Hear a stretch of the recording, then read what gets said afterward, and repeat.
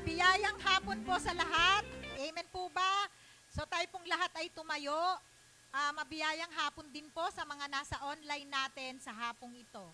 Yan. So tayo pong lahat ay manalangin. Ama naming Diyos, pinupuri ka namin, pinapasalamatan sa hapong ito, Panginoon. Dinadakila ka namin, niluluwalhati ang iyong banal na pangalan. Salamat sa hapong ito, Panginoon. Another opportunity na naman na kami ay magsama-sama upang purihin ka, sambahin ka sa spirito at sa katotohanan.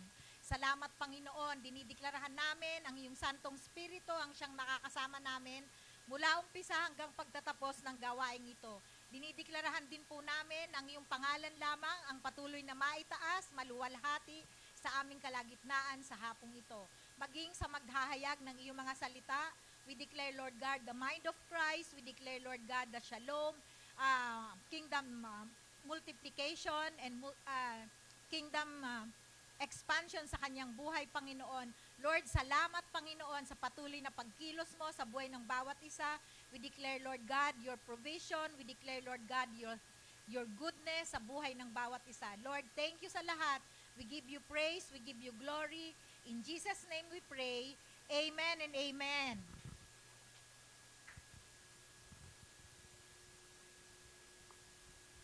Hallelujah! Tunay nga na sa pamamagitan ng dugo ni Jesus, ipinakita niya sa atin kung gaano niya tayo kamahal. Amen! At ngayong umagang ito, ipapakita naman natin sa Panginoon kung gaano natin siya kamahal. Amen! Are you ready, church? Amen! Hallelujah! Come on, church! Clap your hands to the Lord! At awitan natin ng Panginoon na mahal natin siya. Amen! Thank you, Lord!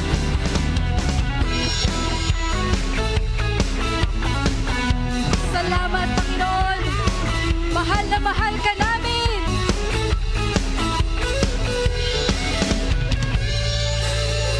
Mahal na mahal kita, Panginoon. Mahal na mahal kita, Panginoon. Kailan may di kita ipagpapalit, pagkat sa piling mo'y lagi. Mahal na mahal kita, Panginoon. O, awitin natin, mahal na mahal kita sa Panginoon. Mahal na mahal kita, Panginoon. O, mahal na mahal. Mahal na mahal kita, Panginoon. Kailan may di kita ipagpapalit, pagkat sa piling mo'y lagi. Mahal na mahal kita, Panginoon. Oh, hallelujah! Once again, we sing. Mahal na mahal kita, Panginoon. Ngayong malakas na tinig, mahal na mahal kita, Panginoon.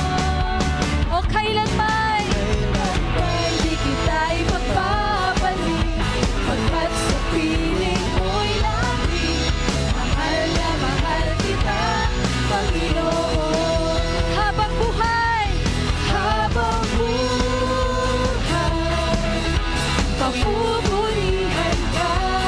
Habang buhay, maglilingkod sa'yo.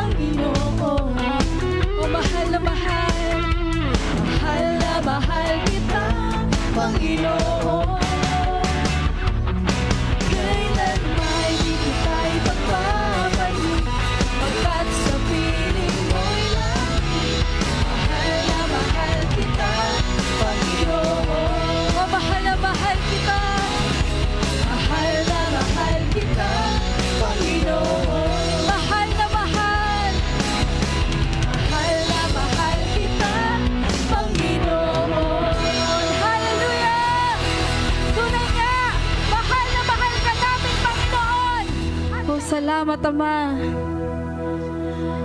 Tayo binigyan ng pribilehiyo ng Panginoon na magpuri at sumamba sa Kanya. Kaya wag nating sasayangin ang oportunidad na ito, kapatid. Pasalamatan mo ang Panginoon sa ginawa niya sa pamilya mo, sa buhay mo.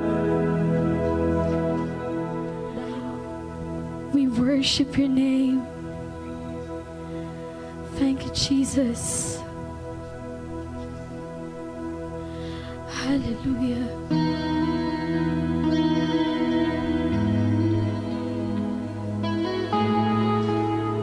Hallelujah, Jesus.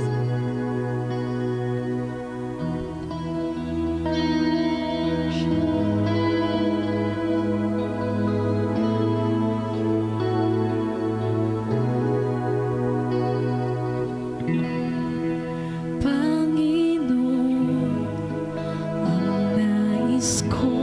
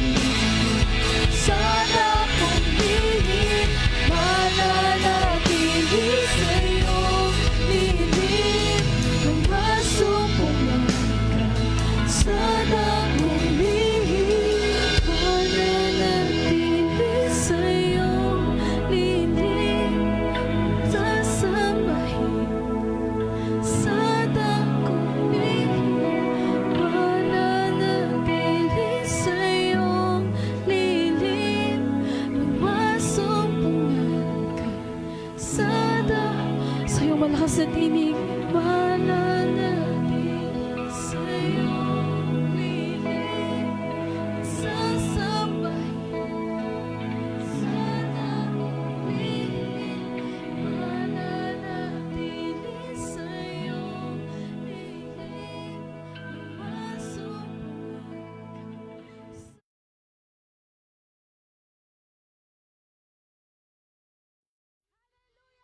Tunay nga na sa pamamagitan ng dugo ni Jesus, ipinakita niya sa atin kung gaano niya tayo kamahal.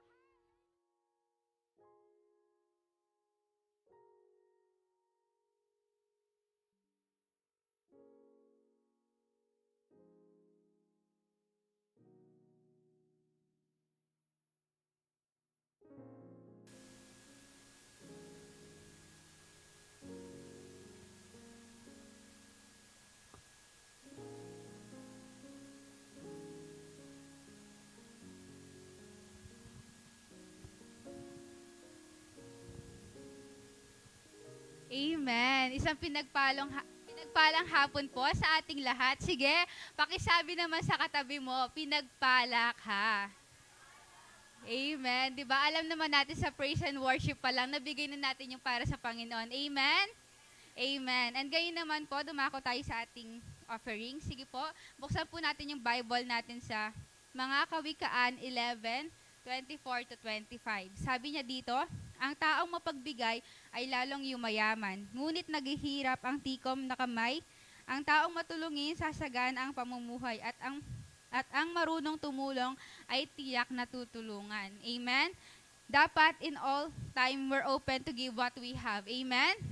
Amen. 'Di ba lagi natin dinedeklarahan na blessed tayo, 'di ba? Kagising pa lang natin, I am blessed, 'di ba? Amen. Kaya dapat kapag nagdedeklar tayo, sinasamahan natin ng gawa. Amen. 'Di ba? Dapat lahat ng dinedeklara natin sa buhay, syempre dapat may ginagawa tayo para mangyari siya sa buhay natin. Amen. Amen. And lahat naman ng ginagawa natin is nakikita ng Diyos. And tulungan natin yung mga kapwa natin. 'Di ba? Sabi nga po, kung ano yung ginagawa natin sa kapwa natin, yun din yung gagawin nila sa atin. Syempre, yung gagawin natin sa kapwa natin, yung good. Yung mabuti, amen? Kasi yun din yung ibabalik nila sa atin, amen? And sabi nga po sa Galatia 5:14, mahalin mo ang iyong kapwa gaya ng pagmamahal mo sa iyong sarili. Kaya 'di ba, binabless po natin yung sarili natin, amen? Amen. Kaya dapat yung buhay din natin maging blessing sa iba, amen? Sige po, tayo magsitayo at pag-pray natin yung offering natin. Oh, yes, Lord. Hallelujah, Jesus, oh God.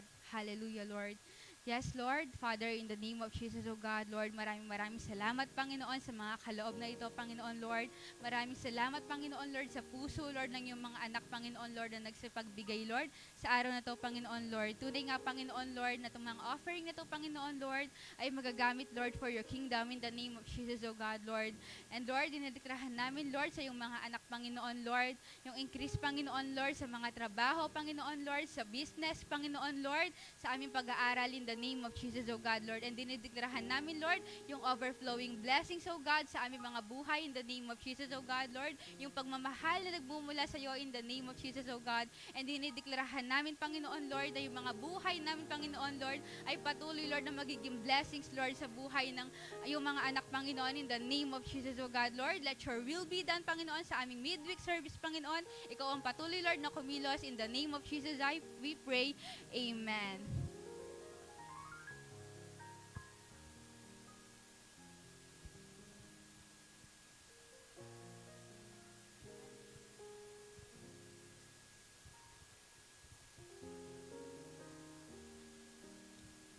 Thank you, Lord. Amen. God is good.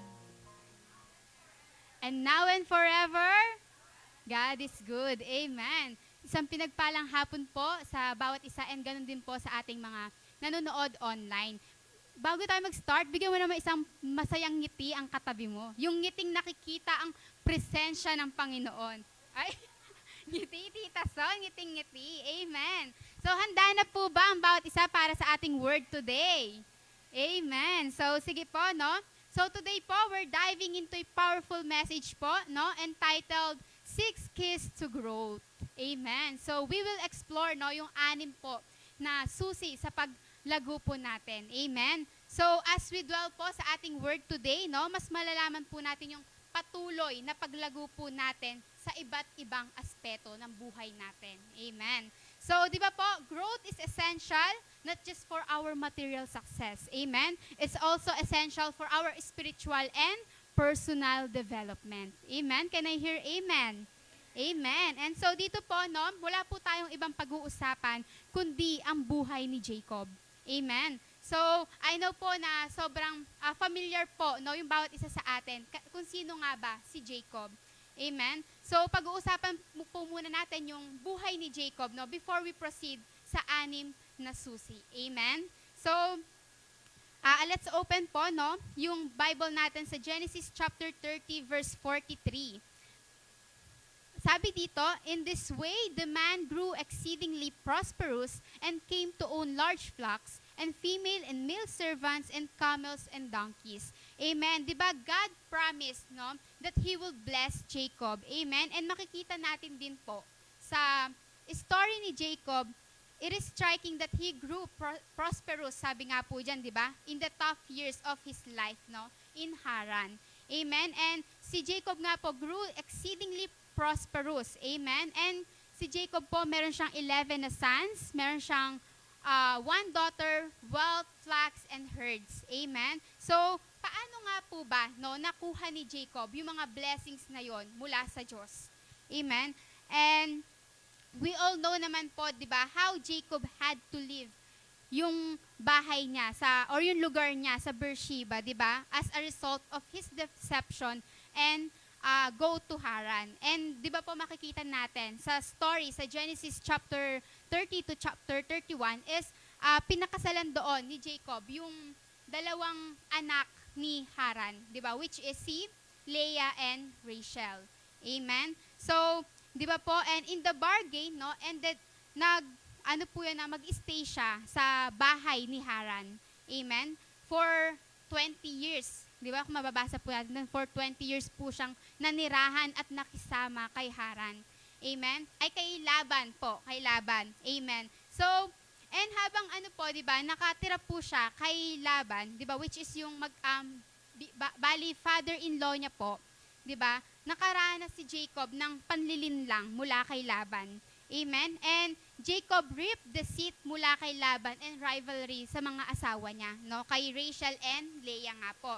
In short po, di ba, may mga times na napagsasamantalahan po talaga, no? Na sinasamantala po si Jacob, no? Ng mga kasama niya doon.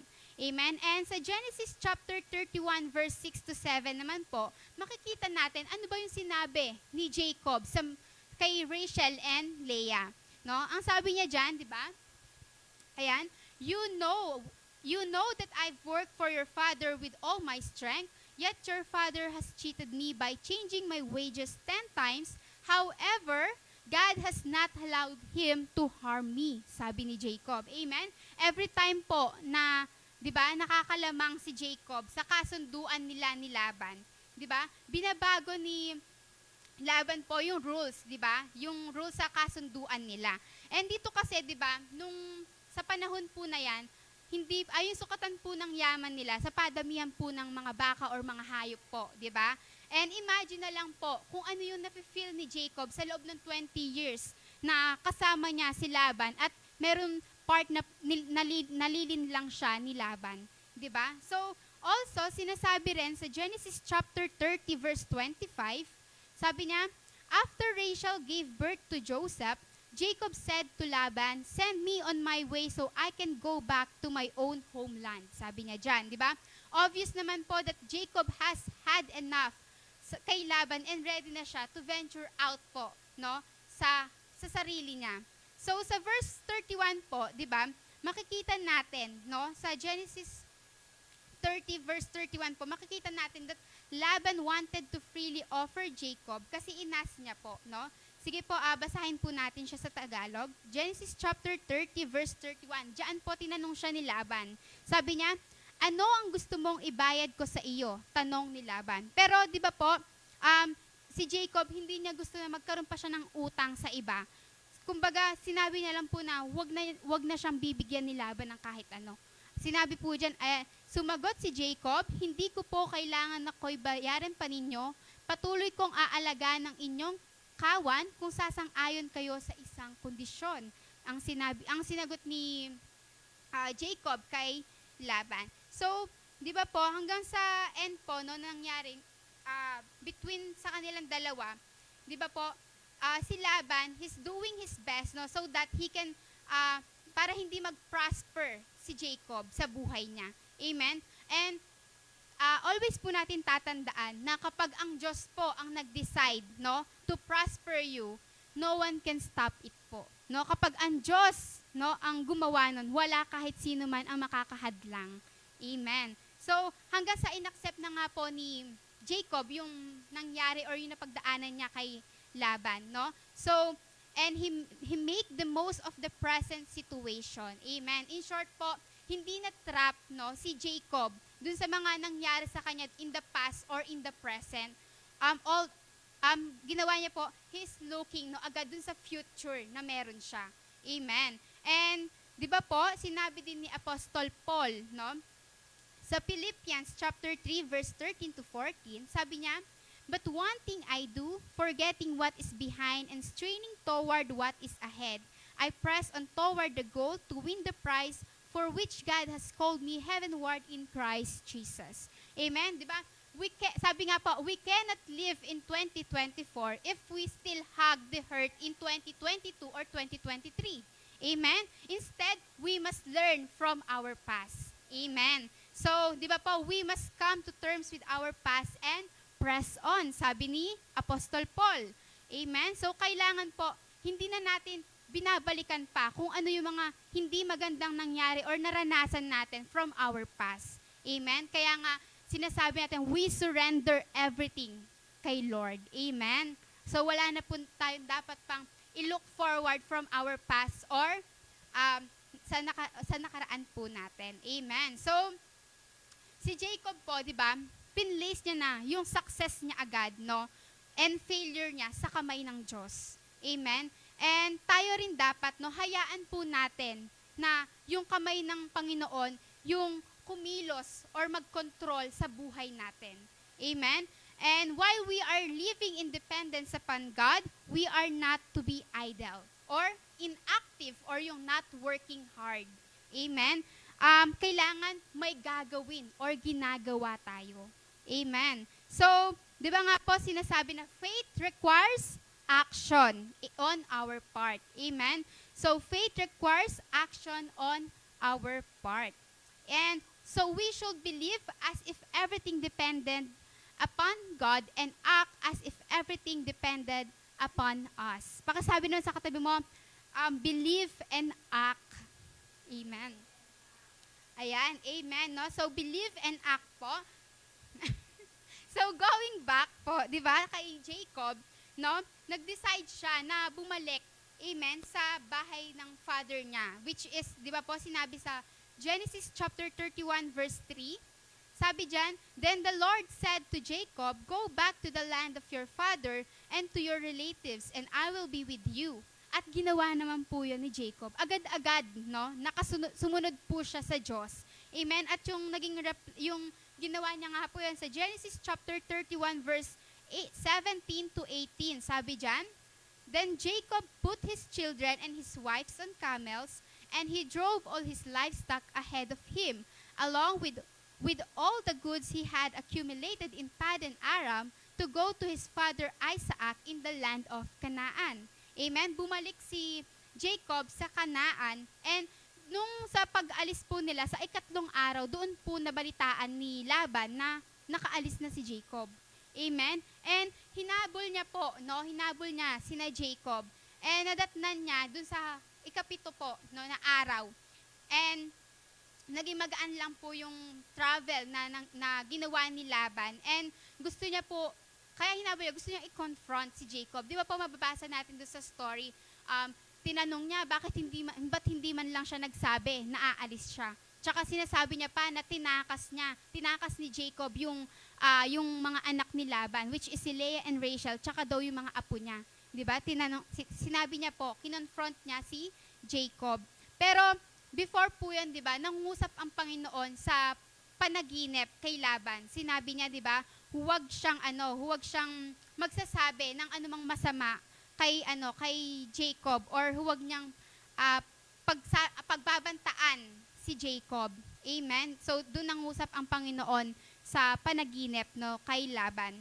So 'di ba po, kapag tunay na kapag kasama natin, no, ang Diyos, and when He bless us, kahit sino pa, yung sabi ko nga po kayo na kahit sino pa yung against sa atin, it is God who protect us. Amen. Amen. So hanggang po sa nagkaroon na po sila ng agreement, no, for peace sina Jacob, kasi nga po 'di ba, nangusap ang Diyos kay Laban. So nagkaroon sila ng agreement, no, for peace sina Jacob and Laban, and at the end of the story po, and saksi doon yung Diyos, no? And naging pagpapala ni Jacob in the process of 20 years, no, yung sa paghihirap niya, yung sinasabi naman doon sa kaninang verse 43, which is, he grew exceedingly prosperous. Amen? So, Jacob was blessed with his family, children, servants, cattle, and wealth. Amen? So, ano nga ba yung secret, no, sa blessings ni Jacob na yon? Amen? At dyan na po natin tatalakayin at papasok yung 6 keys to growth. Amen? So, what are the keys to growth? First, we have, sabi dyan, blessings follow obedience. Amen. So, the first one is blessings follow obedience. Sabihin mo sa katabi mo, blessings follow obedience. Amen. Tunay na kapag tayo ay sumusunod sa Diyos, tunay na kapag po tayo sumusunod sa Diyos, di ba, yung blessing automatically nakasunod na sa atin. Amen? Di ba, pansin niyo po, every promise of blessings and growth sa Bible po, sa salita ng Panginoon, is followed by a command of obedience. Di ba? Sabi nga sa, di ba makikita po natin yan, yung sa Deuteronomy chapter 28 verse 2, sabi dyan, all these blessings will come on you and accompany you if you obey the Lord your God. O, di ba, doon pa lang sa unang verse po natin, kita na always naka-followed by command of obedience. Amen? And sa Psalms chapter 23 verse 6, surely your goodness and love will follow me all the days of my life, and I will dwell in the house of the Lord forever.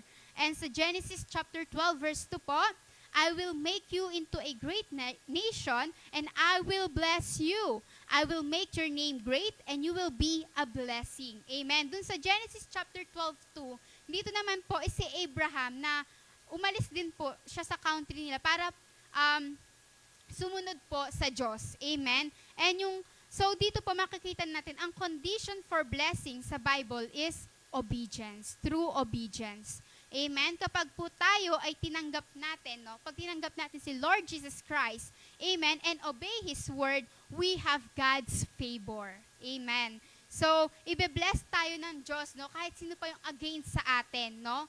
Ano man yung circumstances na pinagdaraanan natin, because God blesses His people. Amen. So, sino ba yung people na sinasabi dito? Sino? Tayo. Amen. Sabihin mo sa katabi mo, tayo yon. Amen. Tayo po yon. Amen. So, di ba? And also, sabi po, may mga pagkakataon that others are blessed because of you. Amen. So, kaya tignan mo yung katabi mo, mali mo, naging blessing ka na pala sa kanya. Di ba? Naging reason ka na. Kaya, bakit blessed sila? Amen. So, may proof po yan. Siyempre, may proof yung sinasabi sa Genesis chapter 30:27 na nagiging blessed. Amen. Si Laban. Sabi dito, but Laban said to him, if I have found favor in your eyes, please stay. I have learned by divination that the Lord has blessed me because of you. Amen. Kaya sabihin mo sa katabi mo, you are a blessing. Amen. So, di ba po, sa ating first key, amen, makikita natin dito paano pinagpala si Jacob ng Diyos. Amen? Paano yung patuloy na pananampalataya niya. Amen? Dahil sa kanyang faith and obedience, pinagpala siya ng Diyos. Amen? At gaya po ni Jacob, no, sumunod din po tayo sa Diyos at patuloy tayong mananampalataya. Amen? So, dahil po, no, sa ating pananampalataya at pagsunod sa Diyos, may kalakip po itong pagpapala at tagumpay. Amen. So, yun po yung first, no? Blessings follow obedience. So, yung pangalawa naman po nating keys is have a desire to succeed. Ayan, amen. So, sabi po sa Genesis chapter 30 verse 30, the little you had before I came has increased greatly, and the Lord has blessed you wherever I have been. But now, may I do something for my own household. Dito po, may renewed desire si Jacob sa isang bagay, at yun yung desire niya for succeed. Amen? It's important po na yung desire natin for success should be greater than our fear of failure. Amen? As much as God wants to bless us, amen, kailangan meron tayong deep desire and passion to grow. Amen? And if may desire tayo, God will make us successful in our life. Amen? And dapat po, hindi rin nawawala sa atin yung determination po natin sa kabila ng mga trials na hinaharap natin. Amen? So, dito po, no, sa second point na ito, nais lang po ipaalam sa atin na kapag may strong desire po tayo to progress and succeed, amen, means we are ready po to receive God's blessings. Amen? And, syempre po, be a channel po, di ba, of His goodness in this world. Amen? So, sinasabi din po sa Psalms chapter 37 verse 4, take delight in the Lord and He will give you the desires of your heart. Amen? So, dito po na sa second point po natin is huwag po tayo sumuko na huwag po natin hayaan na mawala yung passion po natin to grow, yung desire po natin. Amen? And dahil nga po gaya ng sinabi ko kanina, if we have desire, God will make us successful. Yun lang po yung papakatandaan natin sa ating second point, which is have a desire to succeed. Amen? And syempre po, next, sa number 3, sabi dyan, hard work pays off. Amen? So, sinasabi sa Proverbs chapter 21 verse 5, the plans of the diligent lead to profit as surely as haste leads to poverty. And also Proverbs chapter 14 verse 23, all hard work brings profit, but mere talk leads only to poverty.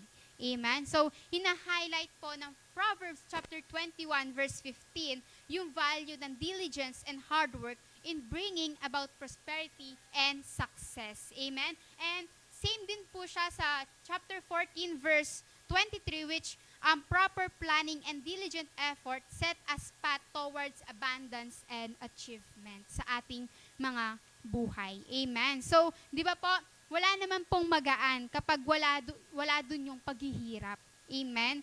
Di ba? Sabi nga, di ba po, kung ano yung tinanim mo, siya yung aanihin natin. Amen? Or yung makukuha natin doon sa ating tinanim. Amen? Kung wala ka naman pong gagawin, di ba? Wala naman mangyayari. Hindi naman po malalaglag yung prutas na gusto natin kung nakanganga lang tayo. Di ba po? Kailangan may gagawin. Huwag po tayong maging one tamad. Amen. So, di ba po? Dahil sabi nga po sa bawat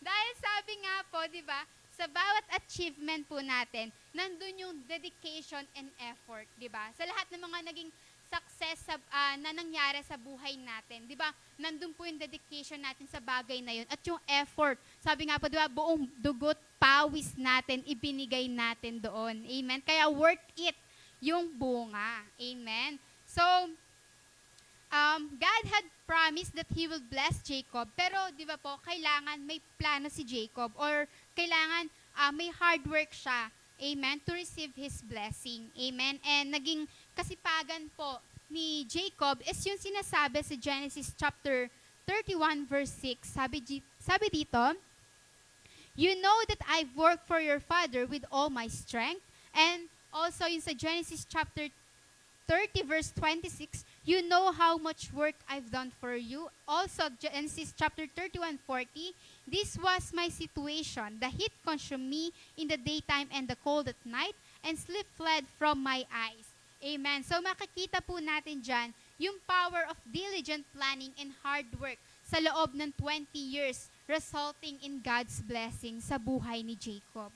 Amen? Yung perseverance niya and yung strategic effort ni Jacob, yung nag-lead sa kanya to to be para maging successful. Amen. And yung favor sa buhay niya. Amen. Na nagmula sa Diyos. At gaya po ni Jacob, amen, we are also called, amen, to embrace dedication in pursuing the dreams and blessings na ipinangako sa atin ng Diyos. Amen. And next po, no, sa ating pang-apat, sabi diyan, be honest. Sabi mo sa katabi mo, be honest. Amen. Because God blesses those who are honest. Amen. In Proverbs 28:20, it is stated, a faithful person will be richly blessed, but one eager to get rich will not go unpunished. Amen. So dito po, ine-emphasize dito that honesty and faithfulness lead to abundance and blessings in life. Amen. Pero however, no, yung Proverbs 13 verse 11 warns that wealth obtained through dishonest means tends to diminish over time. Amen? Kasi sinasabi dyan sa 13:11 is, dishonest money dwindles away, but whoever gathers money little makes it grow. Amen. So, reminder po ito that honesty is closely tied para po ma-achieve natin yung prosperity and success. Amen. And Genesis 30 Verse 30 highlights Jacob's declaration. Sabi niya, and my honesty will testify for me in the future whenever you check on the wages you have paid me. Any goat in my possession that is not speckled or spotted, or any lamb that is not dark-colored, will be considered stolen. Amen. And makikita po natin, di ba, yung honesty ni Jacob sa Genesis chapter 31, verse 38 to 42. Amen. So, sige po, basahin na lang natin siya sa Tagalog. Ayan. Genesis chapter 31, verse 38 to 42. Ang sabi dito, 20 taon tayo nagkasama, patuloy ang pagdami ng inyong tupat kambing, at ni isang tupang barako sa katawan ninyo, di ko pinanghasang kainin. Kung may tupang sinilang mambabangis na hayop, hindi ko na ipinapakita sa inyo. Pinapalitan ko agad, ang sabi ni Jacob. And pinipilit nyo akong magbayad ng anumang nawawala, maging iyo'y ninakaw sa gabi o sa araw. Mahabang panahon ako nagtiis na matinding init ng araw at lamig ng gabi. Kulang na kulang ako sa tulog. Iyan ang nararanasan ko sa loob ng 20 taong kasama ninyo. 14 na taon ako naglingkod sa inyo dahil sa 2 ninyong anak na babae, which is yung sinasabi niya po dito is si Leah and Rachel, at 6 na taon pa para sa inyong mga kawan, sa kabila noon 10 beses ninyong binago ang ating partihan. Mabuti na lamang at kasama ko ang Diyos ng aking mga magulang, ang Diyos ni Abraham na sinamba ni Isaac. Kung hindi, marahil ay pinalayas ninyo ako ng walang kadaladala. Alam ng Diyos ang aking hirap at pagod, kaya kagabi pinagsabihan niya kayo. Amen. Kung maalala po natin na, di ba po, nangusap ang Diyos sa panaginip kay Laban. Amen. So dito po, no, after 20 years ng pagsiserve ni Jacob kay Laban, Jacob affirmed his honesty. Amen. And despite po, dun sa naranasan niyang hardship, amen, and challenges, nanatili pa rin siyang faithful, amen, sa trabaho niya and sa commitment niya, amen, kay Laban. Amen. And yung result po ng honesty ni Jacob is makikita natin sa Genesis chapter 31 verse 9. Sabi niya, so God has taken away your father's livestock and has given them to me. So dito pinapakita na that honesty of Jacob brings blessing and successful in life. Amen. And by remaining faithful po, we reflect God's glory and marireceive natin yung blessing and guidance na nagmumula sa Diyos. Amen. So, yun po, no, be honest. Amen. So next po, sabi niya, don't move out of God's provision. Amen. So, si Jacob, no, marami siyang pinagdaanan, no, sa bahay ni Laban. Amen. Pero alam niya na doon siya mas pinagpala lalo. Amen. 'Di ba nga sinasabi na mas nag-grow daw kapag nasa mahirap na circumstances kaysa dun sa komportable ka. Amen. And kaya nga kapag hindi okay yung sitwasyon natin, no, huwag tayo agad sumusuko or umaalis because we may be moving out of the provision ng Diyos sa atin. Amen? Inilagay ka ng Diyos in a place for a season and dapat hindi tayo umalis. Hanggat walang go signal ang Diyos sa'yo. Amen? And marami kasi, di ba po, marami po kasing naalis sa provision ng Panginoon kapag po nakakaranas na sila ng hindi magandang bagay or hindi na maganda yung sitwasyon nila. Amen? At doon na po sila napapalayo. Amen? So, like Abraham po, no, and Sarah, no, na moved to Egypt because of famine in the land or yung taggutom po, 'di ba? And so Abraham risked his life out of the provision of God and kailangan niyang magsimula ulit. And also si Elimelech and Naomi po, 'di ba? Moved out sa Bethlehem dahil din sa matinding taggutom. Amen. God would have provided for them, amen, in the famine, pero mas pinili nilang lumipat sa Moab and ended up losing God's protection. And syempre, di ba po, di ba, as makikita din natin sinabi sa Ruth chapter 1 verse 23, Ruth chapter 1 verse 3 po, kung saan namatay si Elimelech tsaka yung mga anak niya. Amen. Yung 2 na anak niya. Amen. So, dito po, no, reminder sa atin na dapat huwag po tayo umalis sa isang lugar kung saan tayo inilagay ng Diyos. Amen? So, si Jacob po, hindi siya umalis, no? Hanggat wala po siyang naririnig na go signal mula sa Panginoon. Amen? Nagstay pa rin siya, di ba? Sa loob ng 20 years, sa naranasan niya kahit hindi maganda, nagstay pa rin siya. Kahit na injustice na or shame, no? Yung nararanasan niya sa bahay ng biyanan niyang si Laban. Amen. Jacob stayed because he knew that was where God wanted him to be. Amen. And pinagpala po siya ng lubos dahil sa pagsunod niya sa Diyos. Amen. And yung patience na meron siya sa loob ng 20 years. Amen. And sinabi nga po sa Genesis chapter 31, verse 13, sabi dyan, I am the God of Bethel, where you anointed a pillar and where you made a vow to me. Now leave this land at once and go back to your native land. Amen. Ibig sabihin po dito, di ba, or nais po iparating sa atin is dapat huwag tayong padalos-dalos. Amen. Or umalis dahil lang sa tingin natin is hindi patas yung hinaharap natin. Amen. Kasi may chance nga po na mapalayo tayo sa provision ng Panginoon. Amen. Dapat alam natin, no, na inilagay tayo ng Diyos sa specific na lugar. Amen. Or sitwasyon for a season and reason. Amen? So, huwag natin hayaan na mahiwalay tayo o maalis sa provision ng Panginoon. Amen? And syempre po, yung sa pang-anim po, ang pinaka-importante, no, is build a great relationship with God. Amen? It is a vital key po to Jacob's growth and success na meron siya na relasyon sa Panginoon. Amen? At meron dalawang klase po dito. Ayan, makikita natin, personal encounter with God and commitment to give to God. First one po is yung personal encounter with God. Amen? So, nagsimula pong nagbago si Jacob nung nagkaroon siya ng personal encounter sa Diyos sa Bethel.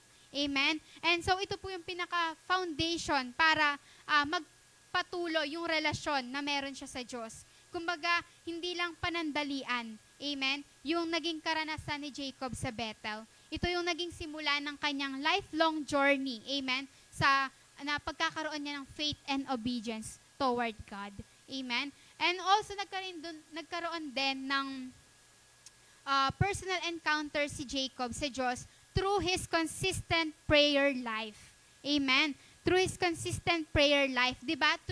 Throughout po ng buhay ni Jacob, diba, patuloy siyang nananalangin at humihingi ng gabay sa Panginoon or guidance, diba? And so yung communication po nila dito is allowed God to speak to Jacob through dreams and direct revelations. Amen? Dahil po sa consistent prayer na ginagawa ni Jacob sa buhay niya. Amen? At talagang sa bawat pananalangin po ni Jacob sa Diyos, sinisigurado niya na he stayed, amen, na connected sa will ng Panginoon and yung sa direction ng Panginoon sa buhay niya. Amen. Lagi niya pong sinesecure yun. Amen. So, also po, kasama po nito is yung true divine intervention. Amen? So, God intervened on Jacob's behalf, no, na marami ng beses na nangyari sa kanya. Amen? Kung naaalala nyo nga po yung kanina sinabi ko na nangusap ang Diyos sa panaginip kay Laban. Amen? To protect Jacob. Diba? So, ito po yung divine protection and guidance were direct results of Jacob's steadfast relationship with God. Amen? So, tatlo po yung nakapaloob sa ating personal encounter with God or yung personal encounter with God ni Jacob. Amen? Which is yung personal encounter niya sa Bethel. Tapos yung through his consistent prayer life and through divine intervention. And next naman po, yung sinasabi na commitment to give to God. Amen? Siyempre po, unang-una dito is yung ating mga tithes, through tithing. Amen? So, after po nung encounter ni Jacob sa Bethel, di ba, Jacob made a commitment, di ba, to give yung 10%, amen, ng income niya sa Diyos. Amen? And sinabi niya yan sa Genesis chapter 28, verse 22. Sabi niya dyan, "And this stone that I have set up as a pillar will be God's house." And sabi niya dyan, "And of all that you give me, I will give you a tenth." So dito po, yung act of tithing is hindi lang naman siya about sa money, sa pera. Di ba po? It was a demonstration of Jacob's trust and obedience sa Diyos. Amen? Sige nga, tanungin naman natin katayo, binibigay mo ba ang para sa Diyos? Amen. Di ba po? Di ba kailangan na binibigay natin kung ano ang para sa Panginoon. Amen? Kung ano nga ba yung para sa Diyos, kailangan binibigay natin to ng tama. Amen. So, syempre po, di ba, si Jacob, he decide na dalhin niya yung tithe niya sa Bethel in the house of God. And dito, ini-emphasize din po yung importance of giving back to God in the place of worship or sa tahanan ng Panginoon. Amen? So, by dedicating yung portion ng blessing na nare-receive ni Jacob at ibinibigay niya to sa Panginoon. Amen? So, Jacob acknowledge po no, na lahat ng meron siya, no, alam ni Jacob sa sarili niya na lahat ng meron siya is galing sa Diyos. Amen? And he trusted God to provide for his need. Kaya nga po, di ba, wala tayong dapat ipangamba. No? Kung ibibigay natin yung nararapat para sa Diyos, baka yung 10% ng income natin, tapos sabi, ay, pag binigay ko yung 10% ko, baka wala na kami panyaling abyas bukas. Di ba? Ganyan? Kailangan po nagtatrust tayo, amen, na ipoprovide lahat ng Diyos ang pangangailangan natin once sumunod po tayo at ibinigay po natin ng tama ang para sa Kanya. Amen. So, di ba nga po, sinasabi na, we give because we've been blessed. Amen. So, and binigay din po ni Jacob, no? Dahil sabi ko nga po na hindi lang about sa pera yung pagbibigay. Amen. And binigay din ni Jacob yung tithe niya by building an altar. Amen, to God. And makikita natin yan sa Genesis chapter 35 verse 1. Sabi dyan, "Then God said to Jacob, go up to Bethel and settle there, and build an altar there to God, who appeared to you when you were fleeing from your brother Esau." Amen.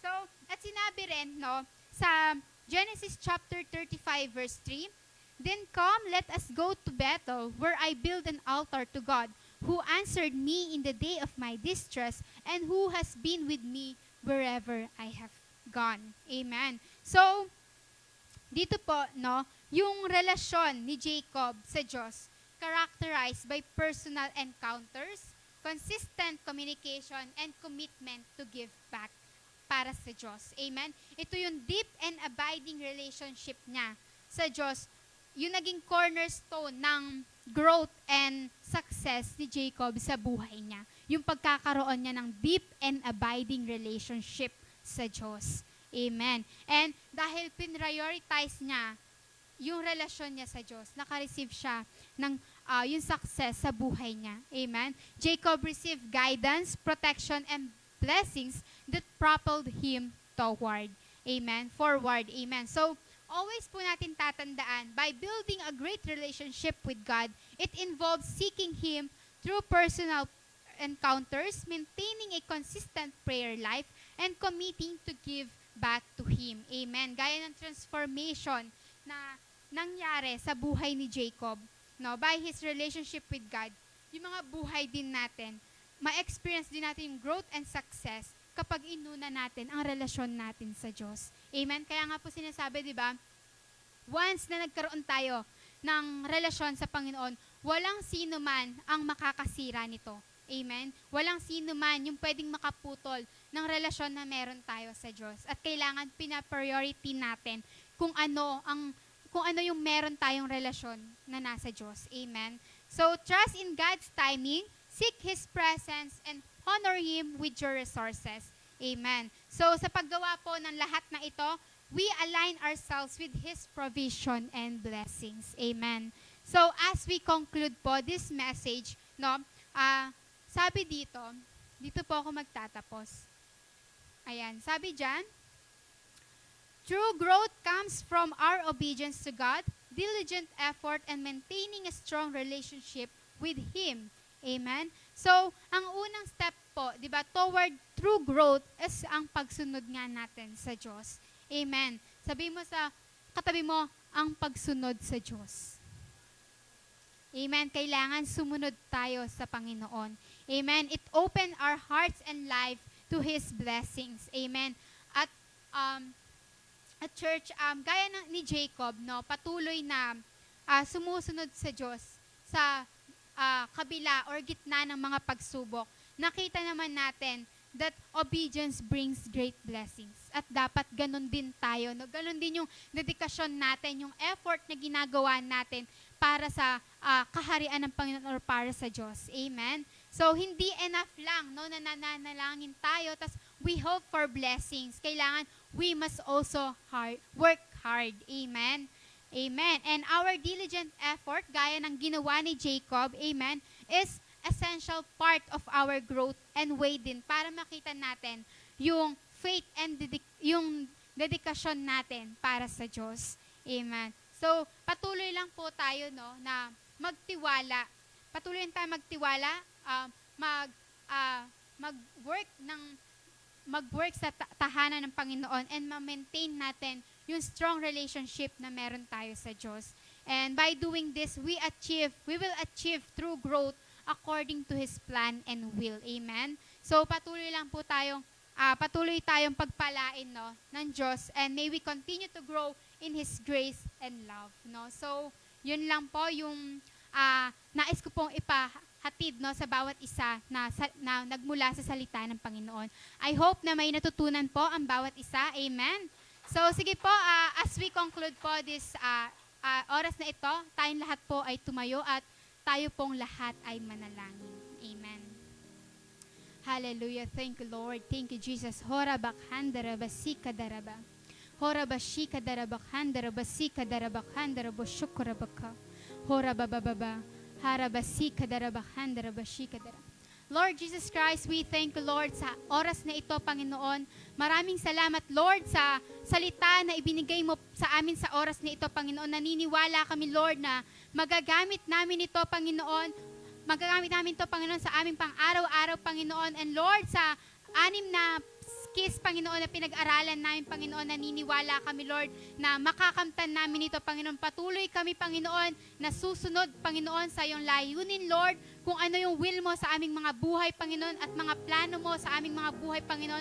Ngayon pa lang, Lord, pine-place na namin, Panginoon, sa iyong kamay, Panginoon. Pinagkakatiwala namin, Lord, ang lahat, Panginoon, ng aming mga plano, Panginoon, na naka-align sa iyong will, Panginoon. And Lord, patuloy kaming magiging hanes, Panginoon, sa iyong harapan, Lord. Patuloy, Panginoon, magdi-desire, Panginoon, ang aming mga puso, Panginoon, to succeed, Panginoon, sa aming mga buhay, Panginoon. And Lord, patuloy din kaming magtitiwala sa iyo, Panginoon. And Lord, gaya ni Jacob, Panginoon, hindi kami magsasawa, Panginoon, na sumunod, Lord, yung dedikasyon, Panginoon, yung effort na gagawin namin, Panginoon. At naniniwala kami, Panginoon, sa lahat ng Panginoon, ng aming will, Panginoon, lahat ng aming kagustuhan, Panginoon, ay sasamahan namin ng gawa, Panginoon. And Lord, patuloy kang kumilos sa buhay ng bawat isa, Panginoon, as we, Panginoon, na umuwi, Panginoon, sa bawat paghihiwalay namin, Panginoon, naniniwala kami yung proteksyon ng iyong banal na dugo, Panginoon, ang patuloy na mag-overflow, Panginoon, sa aming mga buhay, Panginoon. Patuloy namin dinedeklaraan, Lord, yung protection, Lord, yung blessings upon blessings, Panginoon, yung love, Panginoon, sa bawat isa, Panginoon, at ganun din, Panginoon, sa mga nanonood online, Panginoon. And Lord, pinagkakatiwala namin, Panginoon, ang lahat ng ito, Panginoon, hindi ka namin hahadlangan, Panginoon. Patuloy mong gawin ang iyong nais sa aming mga buhay, Panginoon. And patuloy pa kami mag-grow, Panginoon, sa iyo, Panginoon. And Lord, naniniwala kami na wala kaming ibang gagawin, Panginoon, kundi purihin ka, Panginoon, sambahin ka kahit nasaan man kami. Hindi kami mahihiya, Lord, na ipangalat yung kabutihan mo, Panginoon, yung salita mo sa buong angkan, Panginoon, sa buong lugar, Panginoon. At naniniwala kami, Panginoon, na ready ang aming mga puso, Panginoon, ang aming mga isipan, Panginoon, para ipahayag, Panginoon, sa ibang tao kung gaano kami ka-bless, Panginoon, na nakilala ka namin, Panginoon. And Lord, patuloy din kami naniniwala, Panginoon, na walang sino man, Panginoon, ang maaaring makasira, Panginoon, ng relasyon na na-build namin sa iyo, Panginoon. Patuloy mo pang agamitin, Panginoon, ang bawat isa, Panginoon, for your kingdom, Panginoon, for your kingdom expansion, Panginoon. Itinataas na po namin ang lahat ng ito, Panginoon. Wala kaming ibang pupurihin, Panginoon, itataas, Panginoon, kundi ang iyong pangalan, Panginoon. In the name of Jesus we pray. Amen and amen. We are all blessed po. Amen.